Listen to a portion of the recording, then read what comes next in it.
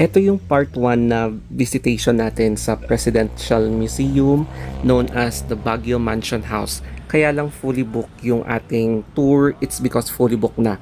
Kaya magre-rebook ulit tayo either this week or next week. Kaya magpasyal na lang tayo around Baguio City.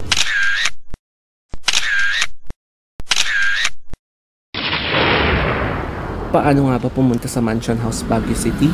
So if you are from La Trinidad, Benguet, dito ako dumaan sa Magsaysay, and then after na appointment ko sa General Luna, sumakay na lang ako ng taxi. So it is advisable na mag-taxi kayo, dadaan kayo dito sa may Leonard Wood Road, and then in here madadaanan nyo itong Teachers Camp, Baguio City.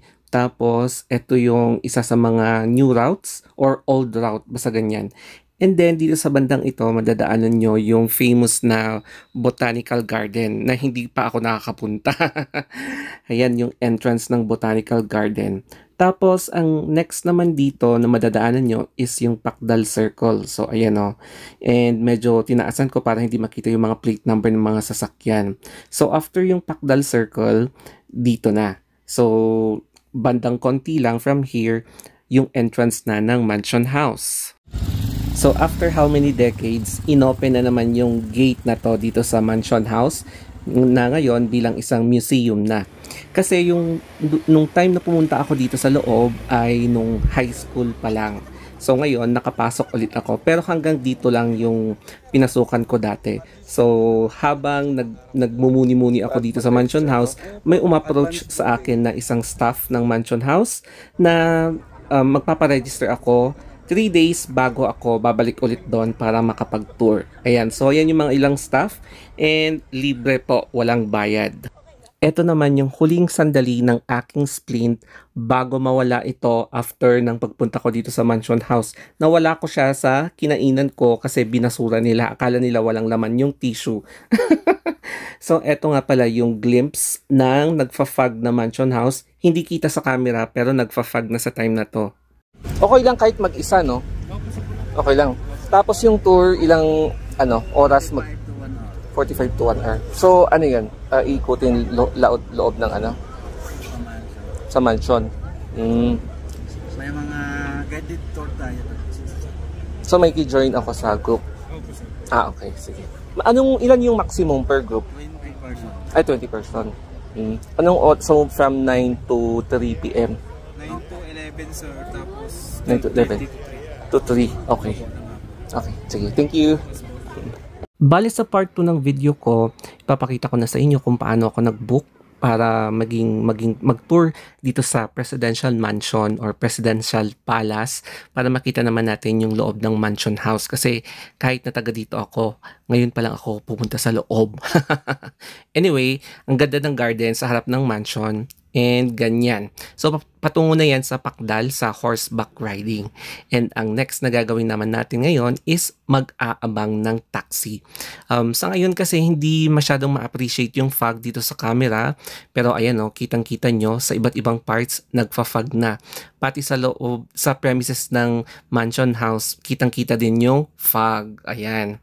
Pero it's about time na umalis na muna and magbumuni-muni dito sa garden. So, in fairness, medyo kakaunti lang yung tao kasi hindi pa nila alam na open na yung Mansion House. So ngayon, mag-aabang na tayo ng taxi papunta sa SM. Alam nyo ba na sobrang bait na mga taxi dito habang dinadaanan namin dito yung Pacdal kung saan kayo pwede mag-horseback riding.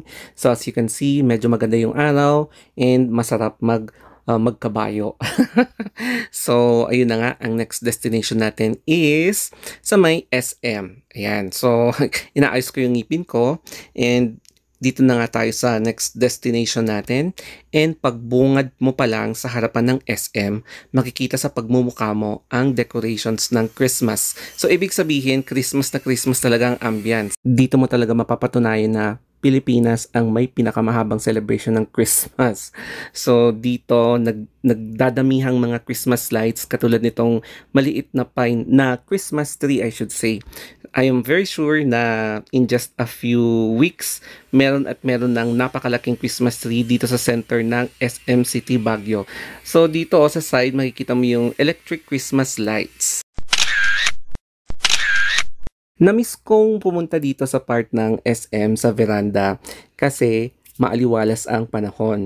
And kapag nandito ka sa veranda, pwede mong i-maximize yung gamit ng phone mo. So, in here, i-zoom natin ng 200 times digital zoom yung camera natin and makikita natin na may mga ilang tourist na nagbo-boat sa Burnham Lake. Ayan, so isa ding tourist attraction na pwede niyong puntahan kapag nandito kayo sa Baguio City. Hindi matao dito sa SM kapag umaga. Opening is 10 a.m. So, andito ako ng 11 a.m. And hindi kayo magsisiksikan kahit saan. Kaya ngayon, pupunta tayo sa department store. Naghahanap kasi ako ng yellow t-shirt. Hindi ko alam kung bakit trip kong bumili ng yellow t-shirt ngayon. So, andito tayo sa SM. And syempre, nagtitipid tayo kaya hinanap natin yung mga sale. So anyway, it's time to take our lunch. At naisip ko na pumunta dito sa Nanyang. Kapag loner ka, katulad ko, mag-enjoy ka dito sa Nanyang. At eto nga pala yung in-order ko, nasi lemak. So, I believe mabubusog ako dito at masasatisfy. And pati itong drink na coffee jello. So, eto, hindi ko na-expect na marami siya. And sigurado mag-enjoy talaga ako dito. So, for me, I believe na kailangan din nating i-treat ang sarili natin once in a while. Ako kasi lumalabas lang ako twice a month kasi nga nagbabasa ako, 'di ba? So, yeah, deserve ko din naman na mag-relax once in a while kahit na mag-isa ko lang, and nag-enjoy naman ako kapag lumalabas ako katulad dito na mag-isa. Ito yung moment na habang nag-enjoy ako sa pagmumuni-muni, hindi ko na malayan na yung kinuha na tissue sa table ko, nandoon yung splint ng ngipin ko. Kaya wala akong idea that time kasi ang nasa isip ko is papalitan ko tong earrings ko. So ayun na nga, pumunta ako dito sa may Marcella, pero dito sa Broadway Gems na lang. And syempre nagtitipid pa tayo, no? Kaya dito muna tayo kukuha ng mga bagong earrings. So ayan yung mga bagong earrings sa ears ko syempre. And before tayo bumalik doon sa restaurant, magmumuni-muni muna ulit tayo dito sa labas. O, di ba? Puro pagmumuni-muni. And this is the opposite side of SM. Makikita nyo dito yung Mines View. Ayan. Kasi nakakamera kaya hindi nyo ma-appreciate. And since after lunch na, ganito na yung panahon, yung weather sa Baguio City, and medyo makulimlim na siya. And I'm very sure uulan na ito mamaya-maya kasi nagpa-fog na siya eh. And it is now about time na balikan natin itong Nanyang kasi kakausapin natin yung staff na nagtapon ng aking splint sa ngipin. Pero hindi ako nag-success kasi hindi mahanap. Kaya magta-taxi ulit tayo pauwi kasi from SM hanggang sa Trinidad, sobra ang traffic. So, nakataksi na tayo and medyo masama yung loob ko kasi wala yung splint sa ngipin ko. Nawala talaga siya kaya babalik ako sa dental clinic sa Saturday. Since ang route natin is Tamawan Longlong Trinidad route, eto nga pala yung madadaanan natin, etong Tamawan Village. So, it's a famous tourist spot dito sa Baguio.